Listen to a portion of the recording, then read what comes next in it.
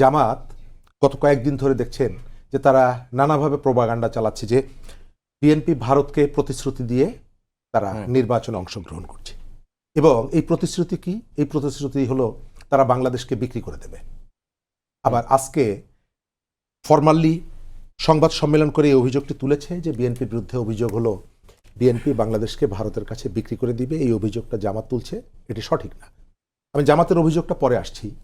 আমরা গত 15 বছর, 20 বছর, 50 বছর বাংলাদেশের রাজনীতিতে সবথেকে বড় কেনাবেচার যে ইস্যুটা নিয়ে আলোচনা হয়েছে সেটা হলো দেশ বিক্রি।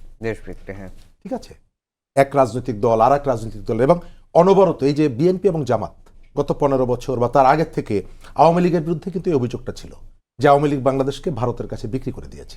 জুলাইয়ের পর থেকে এখন পর্যন্ত আছে। আজকে তারা পরস্পরের বিরুদ্ধে বিক্রির অভিযোগ তুলছে। তো একটা দেশ কতবার বিক্রি করা যায়?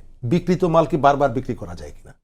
তারা জানেন যে এটা এক ধরনের রাজনৈতিক ধোঁকাবাজি, পাবলিককে বিভ্রান্ত করা এবং রাজনৈতিক সুবিধা নেওয়ার জন্য এমন কোনো পথ এবং পদ্ধতি নেই যে তারা অনুসরণ করছে না।